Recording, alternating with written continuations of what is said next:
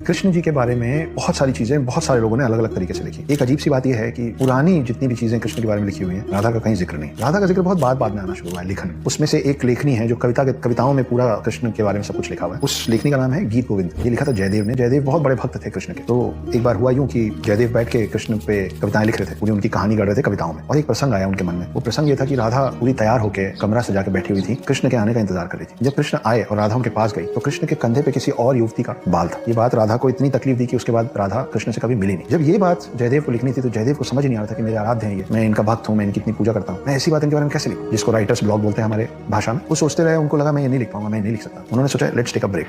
उन्होंने अपनी पत्नी को बोला कि मैं नहा के आता हूँ, दिल्ली खाना तैयार कर देना। जयदेव चले गए। पत्नी मान के चल रही थी कि 1 घंटा लगेगा, जाएंगे, नहाएंगे, लौटेंगे, लेकिन 10 मिनट में जयदेव वापस आ गए। पत्नी देख के चौंक गई। पत्नी बोली अरे आप इतनी जल्दी वापस आके कैसे, खाना लगा दूं? तो जयदेव ने बोला कि हाँ, मुझे समझ में आ गया कि मुझे वो शब्द मिल गए जिन शब्दों में मैं वो कविता लिखूंगा, जिसमें मैं इस बात का वर्णन करूंगा